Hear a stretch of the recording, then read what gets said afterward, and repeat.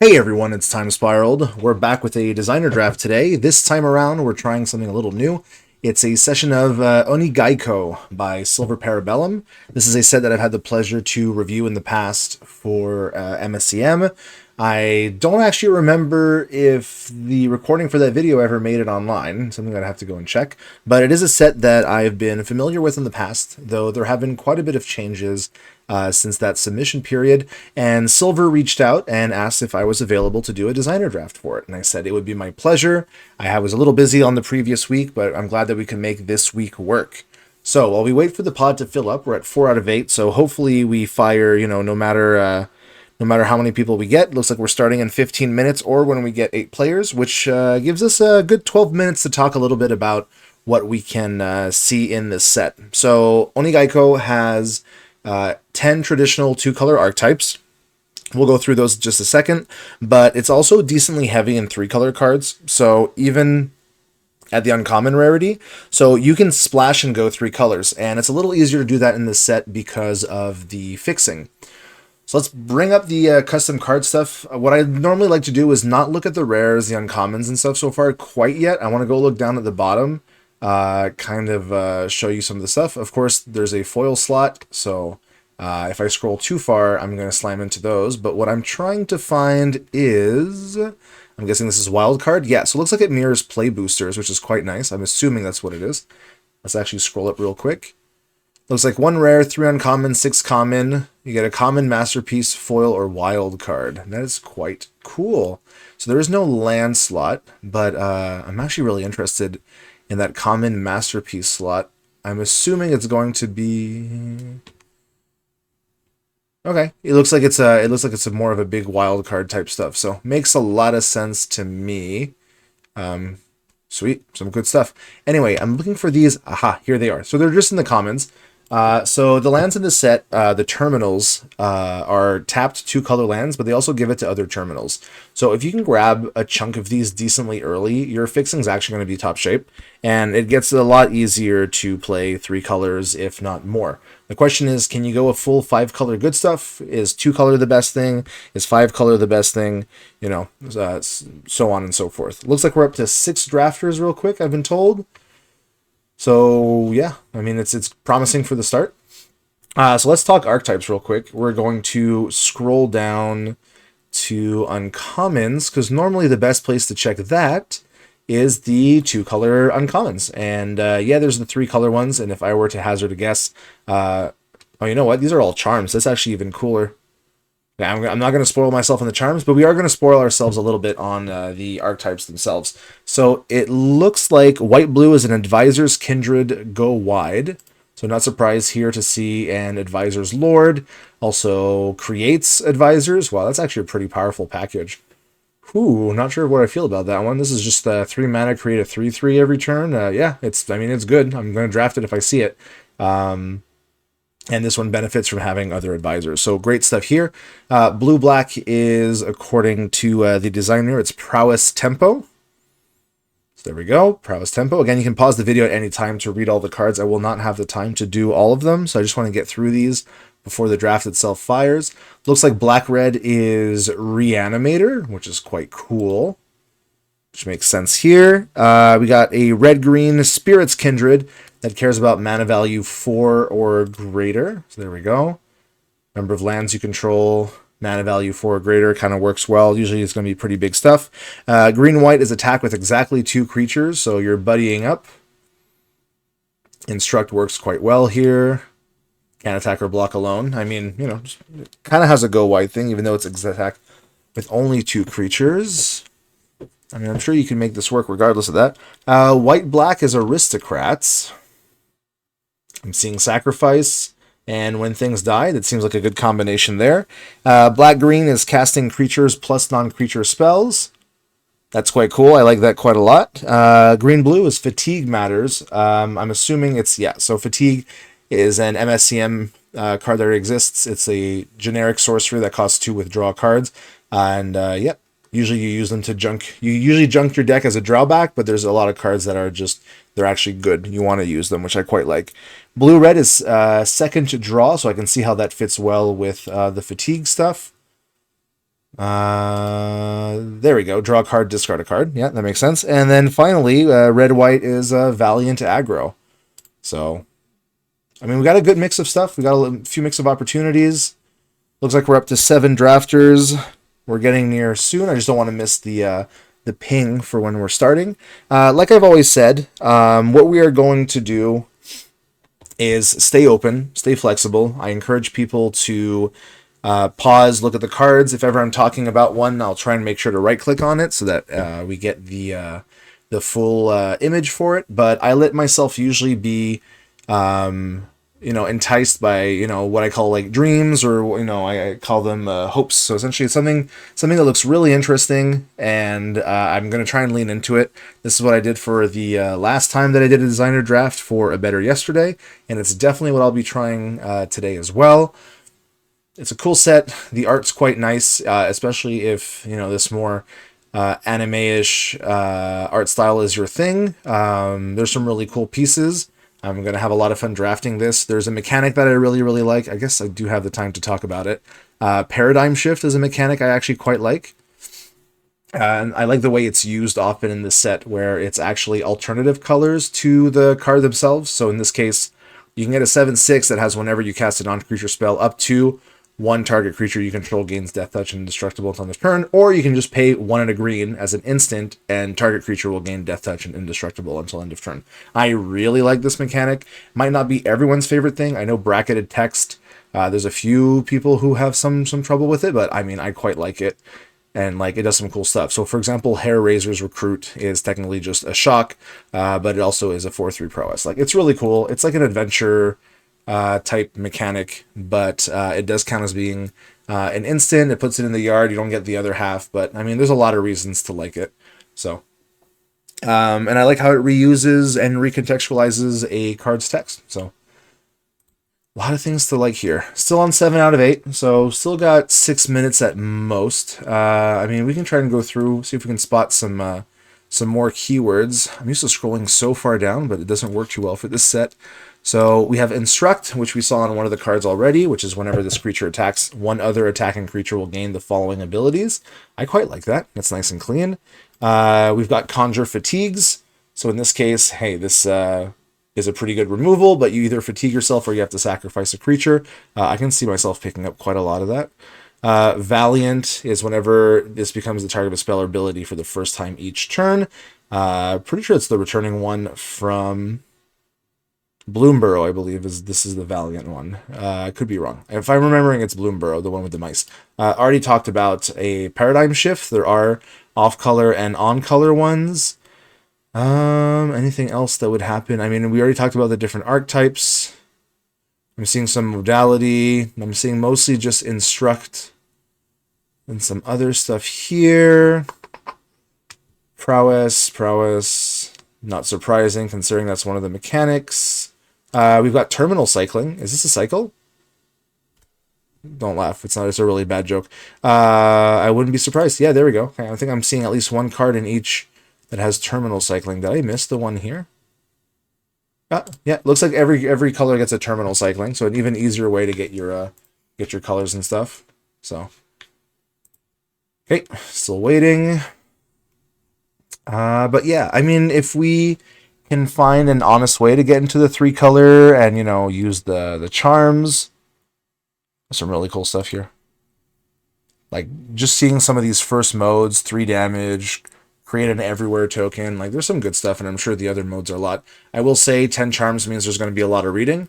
I might not have, the capacity to read all of them, and I'm not necessarily going to first pick some charms. I already don't necessarily first pick 2 color cards unless they seem like really good. I'd rather stay 2 colors than go 3, just so I like keeping my mana base tight. But I mean, if we have the ability to do so, I mean, we definitely can try. I'm seeing a few mythics and rares also at that 3 color, so let's stay flexible. Let's stay open. I'm seeing some cool rares here with these golden paradigm shifts. There's going to be some neat. There's going to be some neat stuff in here. So, all right, 4 more minutes. Still hoping up for the 8th. As soon as we start, I'll let everybody know, and we'll get right to it. All right, and here we go. Seems like Some people aren't ready, however, but hopefully they change their mind and get us in here because I'm ready to draft. Had a fun night planned. I'm really happy to be able to start it off with the draft. I mean, honestly, if you have a set and the set is in a state where it is mostly complete, no, you know what? I should say your set should be complete, should be arted, it should be ready to be played, but might want more playtesting or draft feedback, or maybe it's already out and you just want someone to give it a bit of a spotlight. I'm more than happy to do that. I mean, not a huge channel. We're just doing small stuff here, but I'm always more than happy to at least put out the videos. It'll be up. You can share it with people, and that's all. Pardon me. That's all that matters. So here we go. We are going to keep it like this. Yes, there's a card down here. This is the black-red Reanimator signpost that we've seen before. Let's look at the big splashy mythic here. It's a 5 mana. Look at the top 7. Up to 2 creature cards with mana value 4 or less from among them onto the battlefield. The rest on the bottom. For each of those creatures, you get a choice of a trample, lifelink, or haste. So that's kind of cool, not gonna lie. I can definitely see it working well in a lot of stuff. The mana value 4 or less is kind of weird with the red-green because you kind of want mana value 4 or greater, I think. The card's cool. I don't think it's as explosive enough for me to want to commit to a 3-color card right away. So let's start looking at what else we got in here. Double Prowess is kind of cute. I'm not sure that's exactly what I want either, but I'm already seeing some more prowess going on here. This is the fatigue one, right? If you return another permanent, yep. Some removal, some sacrifice. There seems to be a mana dork here. That's kind of like a 3-color card as well. What to do? Number of lands. I mean, I'll be honest. I'm kind of leaning towards making a fun prowess deck, kind of like getting some really nice cheap stuff. Just obviously, Onigaiko Void Shaper as a 0/1 means you really want to be casting those non-creatures, because then it becomes a 2/3, but if you can't, feels a little lackluster. Paradigm Shift should help with that. I wouldn't fault anyone for grabbing Taraikyo expression. You're gonna have to pardon my pronunciation. I'm sure I'm gonna mess up some of the stuff. For me, it's Taraikyo, but it is what it is. If it's wrong, I'm gonna apologize. I'm gonna start with Onigaiko Void Shaper because I like low to ground stuff, and I actually like the concept of trying to force a prowess deck. So let's keep an eye on that. Let's keep an eye on the removal that we have access to, remembering that it's blue-black is the prowess deck, but that we can probably grab some blue-red stuff as well. Like, I'm already seeing some really interesting stuff where it costs 1 less for each instant sorcery and card with Paradigm Shift in our graveyard. That's actually quite nice. This doesn't trigger prowess, though. This is -2/-2, but additional cost. We can fatigue ourselves to give every creature -3/-3. I don't think I like nuking myself right off the bat. And again, we're going to stay open. If there's something else that's like really good here, we're going to take it instead of forcing the black. This gives all terminals 2 red, tap, sack, 2 damage to any non-creature target. Interesting. Bit pricey, but it is a way to close it out if you are in red. 3/6 for 6. This is kind of like a, yeah, okay. Probably not that. Rie. Whenever you cast a spell named Fatigue, do this. Draw a card, create a 1/1. Okay, you know what? This is what I was talking about with cards that I call Little Dreams. I like the idea of having something that really just cares about Fatigue that well and just does a little bit of everything. And I saw quite a lot of Fatigue. So we'll stay open with this one, and we'll keep an eye for the other stuff. Endless Nuisance is a 1/1 prowess with prowess for each other creature you control with prowess. See, now that's another fun one. We're being pulled in a few different directions. I really don't find that as a problem here in the early picks. I'd rather stay open, like I said, find some stuff that entertains me. This is a 7 mana. Again, these are so expensive. I'm not sure I can reasonably commit to big 7 manas, but it's a 5/5 flyer when it deals combat damage to a non-creature. If it's not an extra turn, take an extra turn after this one. And it gives Instruct. I mean, that's just a really good card. But I kind of don't want to be playing 7 mana Angels and stuff. I'd like to let somebody else take it and maybe carry on the dream. No problems there. I don't think we're Valiant if we're fatiguing, but we are maybe Prowess. Let's take the Nuisance here. Keep an eye out for anything else wheeling back. What do we got here? We got a 3/3 Flash Flyer. Destroy a creature or planeswalker that was dealt damage this turn, or straight up we can just use the instant. Okay, kind of like that here. I'd like to commit to this black here if that's what we're doing. This one is a flash that counters a spell unless its controller pays X if it targets you or a permanent, my gosh, you control, where X is the number of creatures you control. And just X in a blue, you kind of have a Syncopate or Clash of Wills type counterspell. Okay, that's nice.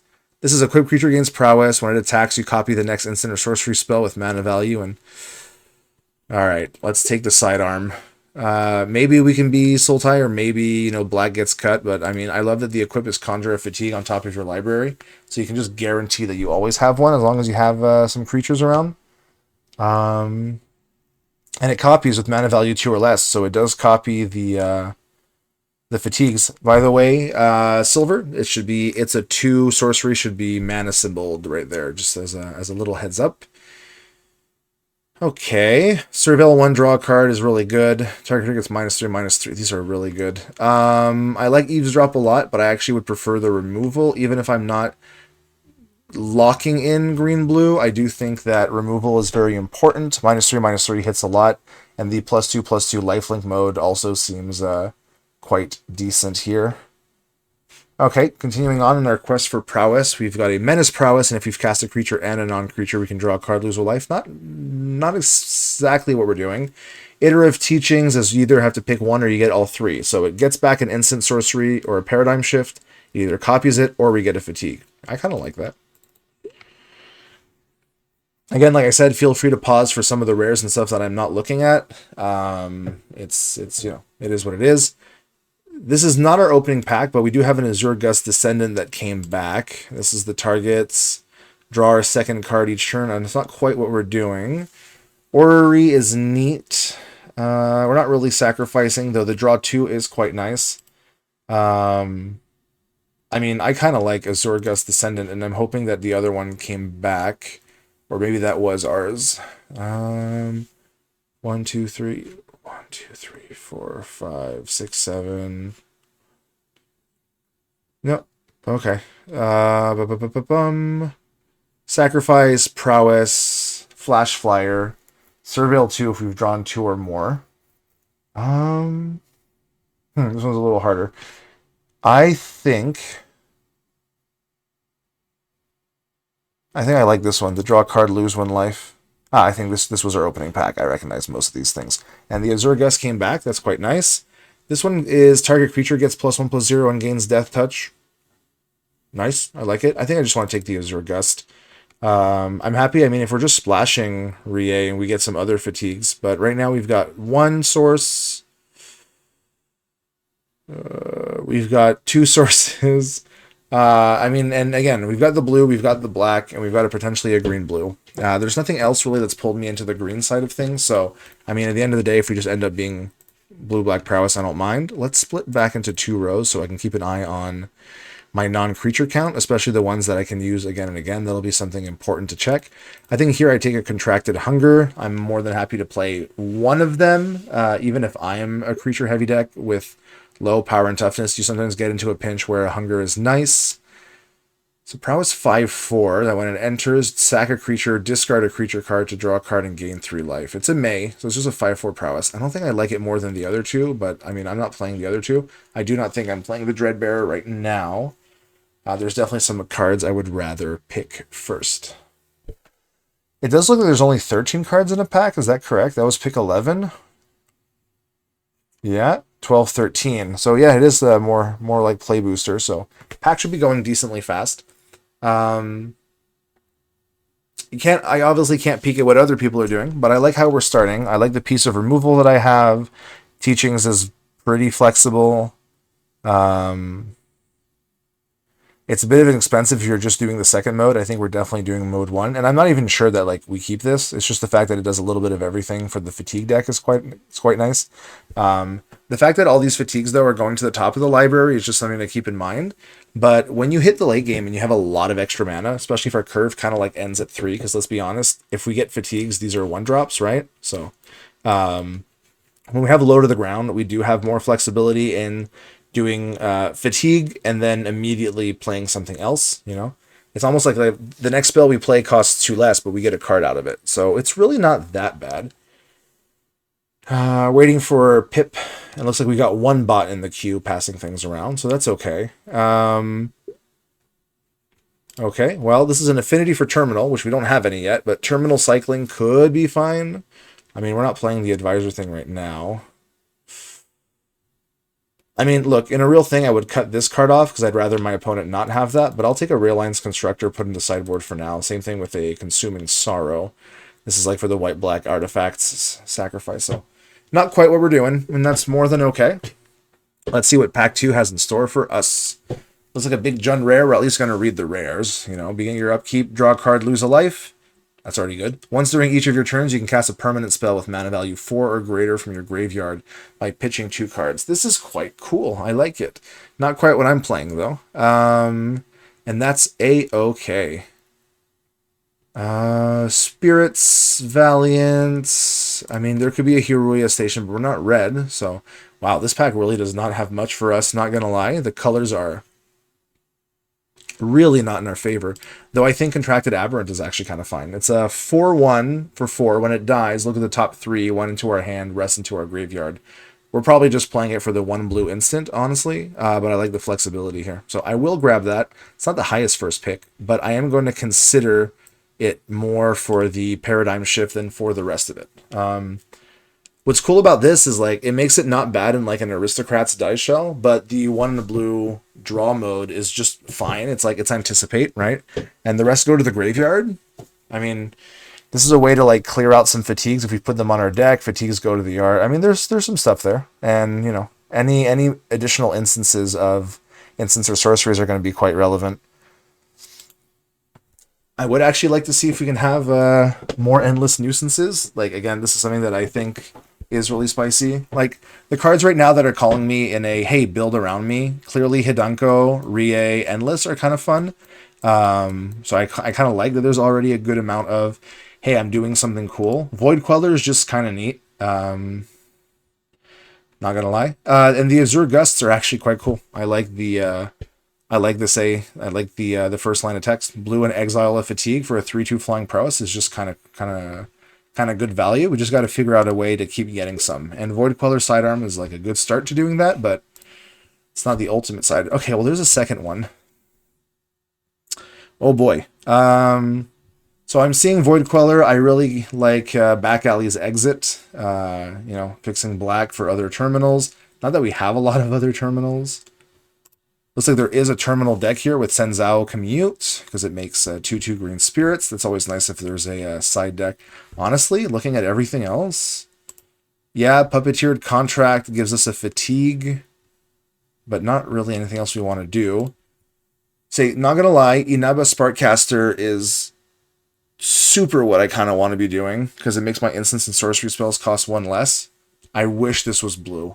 I get why it's red because of the blue-red deck, but I wish this was blue just because of everything else that's going on. Green-blue cares about fatigue. Blue-black cares about prowess. Why are you red, Inaba Sparkcaster? It's okay. It's okay. I mean, we could cut a Rie. We could splash red for Inaba instead. I don't want to cut black. And this has prowess too. Look, I'm gonna start with the Void Queller Sidearm just because as a rare, it's more unlikely that I find some. The fact that the equip is technically kind of free, and when we have 2, we can put more and more fatigues on top of our library. So there's stuff to do here. Void Writ searches for a non-creature card or a creature card with prowess, reveals it, puts into it our hand, then shuffle. I mean, it's not horrible. The flashback actually is the reason I like it more than anything else. This is a big advisor. Lowercase r on the reveal, Silver, if ever you're looking at for when you watch this. Just going to flag some stuff. I'm not going to bother repeating them in the chat because I will probably forget, but there's that shock that we like. Honestly, there's a little bit of the red that I almost would rather have. Rapid Draw, Hellraiser, the one that's prowess there.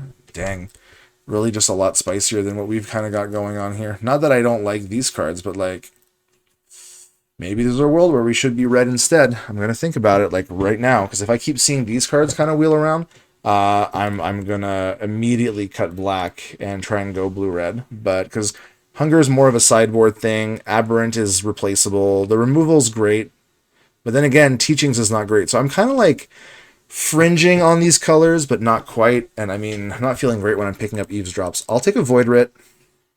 I think it's the kind of card that I want to try out. But yeah, it is what it is. There's more Eavesdrop, Reality Collapse, counter target spell and control phase 2, or look at the top two, one into the hand, other on the bottom. Again, we're passing a lot of Eavesdrops, and I quite like them. I just feel that I want maybe a little more modality out of everything else. What does this do? Return a creature card, and this is a 2/1 Instruct. I'm going to take Reality Collapse here. More than happy to do so. Ebon Moon was fine. I like to add 1 mana, but I don't think in the end, like, we definitely need it right now. I'll start with the Ebon Moon. It's more of a 3 mana destroy target creature or planeswalker. That's kind of why I'm playing it. Same thing here. Return up to 1 target creature to its owner's hand. I mean, these are fine. I actually kind of like this one a lot. And I'm going to keep putting them in the instants and sorceries if I think I will be doing the instant and sorceries part more than the others. We're not putting +1/+1 counter, and I will say we're definitely not seeing as many terminals as if they were in a land slot, and I do appreciate the restraint for not putting them in a land slot, because it does mean that it's more balanced. It's not like, hey, you can be 5 color, go for it.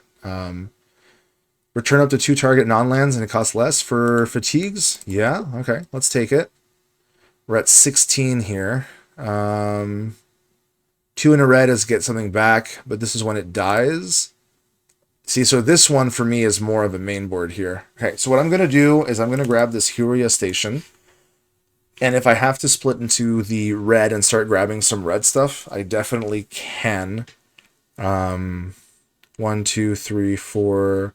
I mean, we can splash a black if we need to, but maybe we want the draw 2 payoffs rather than the prowess payoff.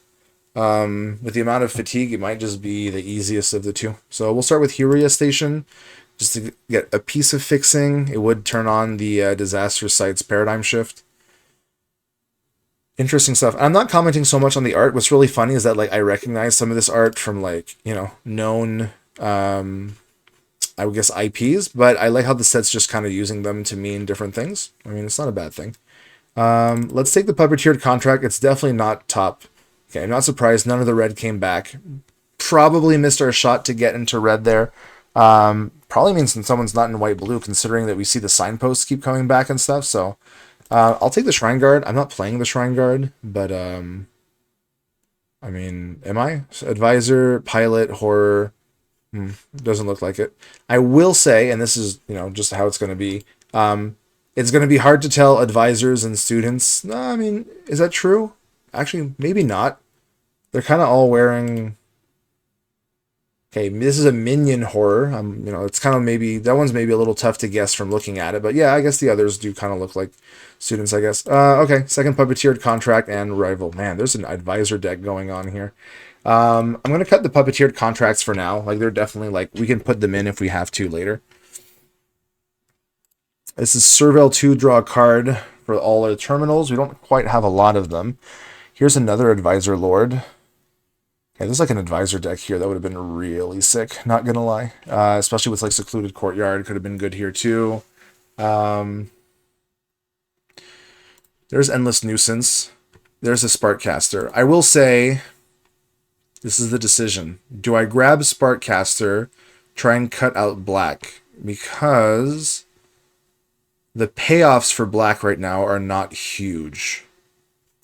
Okay, it's really weird to do this in pack 3. But if I think I grab it now, we can give it a shot. I just think that, yeah, this is fine. It's just that, you know. Okay, so I would say normally I would switch over to black, to red. I mean, I would go for the Sparkcaster, even though we missed the first one, and try and go into the fatigue thing. I'm going to stick to black. I want to see if I can follow the Endless Nuisance type dream just a little further. The reason I'm going to do that is because of the double Void Queller sidearms, we can guarantee that we'll always be drawing fatigues whenever we want to. Almost always. And the fact that we copy them is quite nice. I mean, it copies instants and sorceries, right? So it copies Aberrant, it copies Acceptance, Reality, Collapse, all the fatigues. It copies this one. Yeah, I guess that's it. We probably want to find a few more then. Terminal here is nice. What about Friends Forgotten? Top 3 cards. For each one of them, we can pay 2 life to put into our hand. I mean, are they playing a collectible card game? That'd be really funny if they are. Hum. I do like this card. I am a little concerned about the triggers on it. Silver Oni Shrine Guard is missing artist credit, and I haven't noticed any others, but if I do, might worth a double check. If you just sort on MSE, you'll see it pop up. I mean, this is kind of nice. Serval 2, draw 2 cards, cost 2 less with a creature with prowess. I kind of like this. Okirumi is fine. I think I just kind of want to shore up the instants and sorceries to get some decent stuff here. 2 basic lands or terminals, 1 onto the battlefield tapped. I mean, that's not horrible. Hibika Station's probably also fine. This is a 2/3 flying death touch. Whenever another creature dies, put a counter on it. I mean, you know what? It's not really what we're doing, but this is just kind of good. Target opponent loses 3 life. You get a creature card with mana value. Oh, it's conjure. Let's stir the pot. Let's stir the pot. I love how this does a lot. Honestly, this is not bad.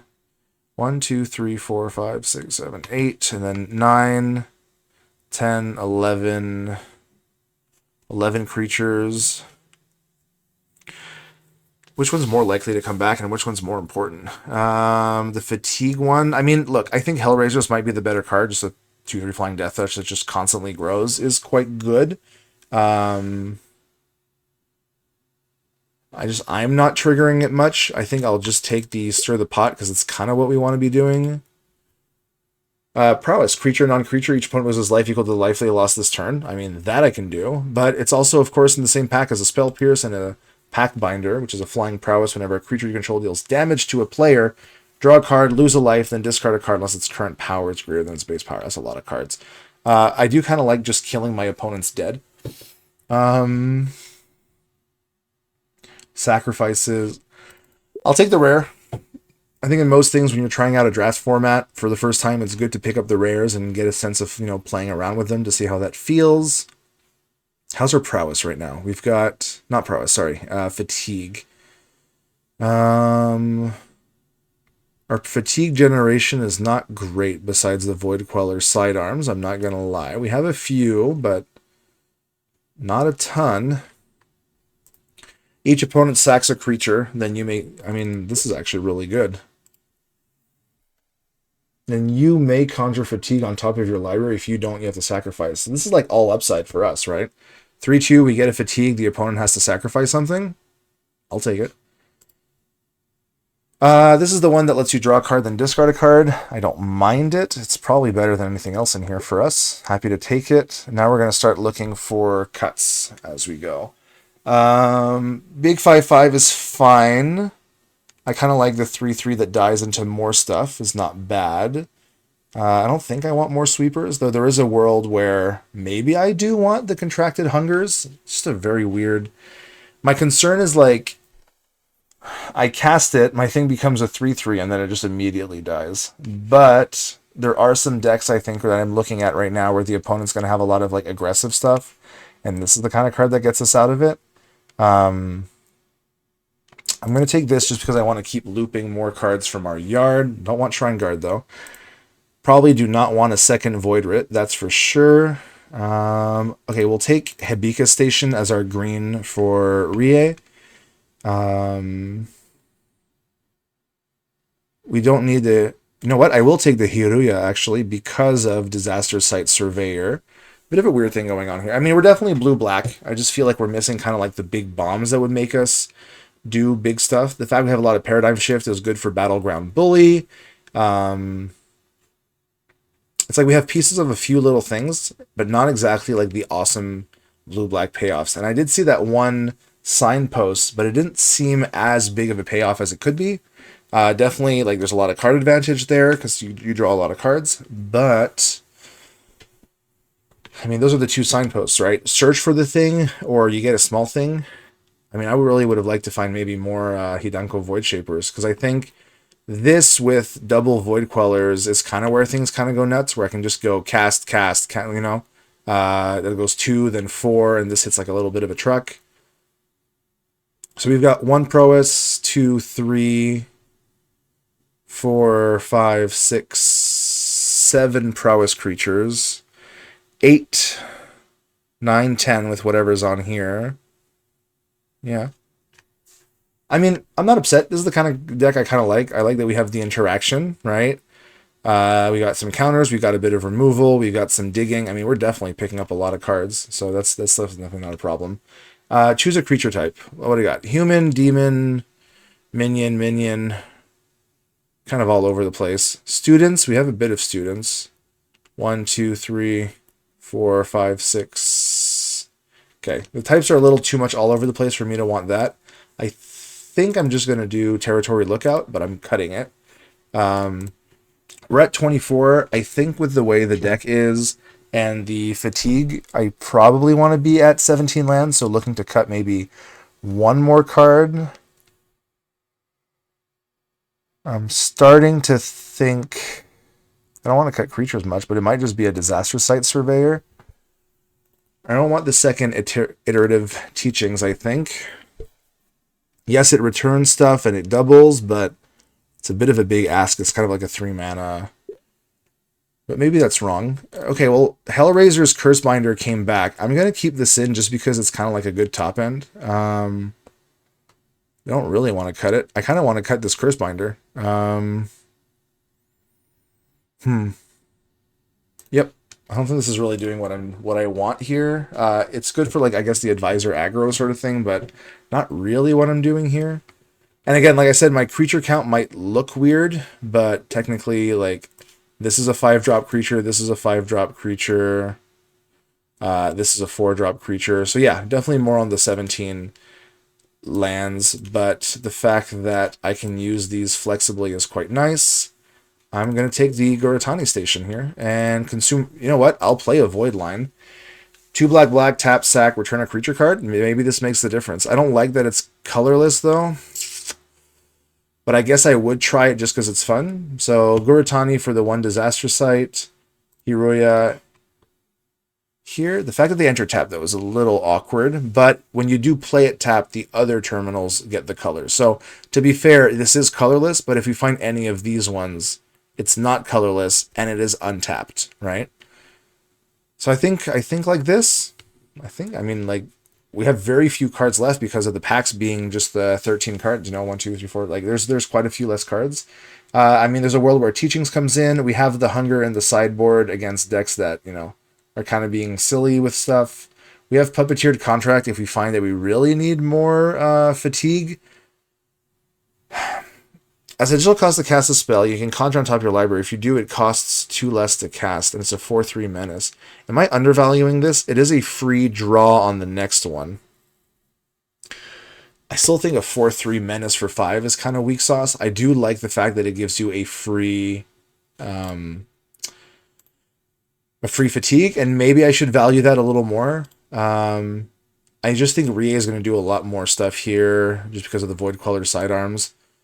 You know what? I think I'm happy with what I got here. So hopefully you've liked this first look through Onigaiko. If there's stuff that you've liked and you want to give it a shot, I mean, Silver is hopefully going to run more drafts. I mean, if I were redoing this, I think I would have tried to switch into blue-red with the splash green rather than blue-black in the splash. I think the blue stuff has been a little more interesting. I would have liked to pick up a little bit of like the burn packages. That's kind of like where I want to be when I'm doing prowess stuff, is like piling on the removal. Which is why I'm happy to have the Ebon Moon and the Miyako's Acceptance. But, I mean, yeah, this is kind of fun. I'm hoping like they would play it. I mean, Void Writ maybe should get cut. I mean, it finds a little bit of whatever I want. And it's the fact that it's instant speed is what I find important, because I can do that, you know, as a trick, or like at the end of a turn and find any of the cards that I need. It finds Void Queller sidearms, and the flashback is quite neat too. Maybe the terminals are a little greedy and I should be untapped, but I mean, honestly, for now, I'm kind of happy. If I were to redo this, I kind of want to try Advisor Kindred. I really like typal strategies, and I think this was pretty open. But yeah, hopefully you've enjoyed it. Silver, I hope you've enjoyed watching this, and thanks everybody. And hopefully we can do some more designer drafts. So if you've got a cube or a set or anything that needs to be drafted and you want to get a little bit of feedback on it, you know who to ask. Have a good one, everyone, and see you next time.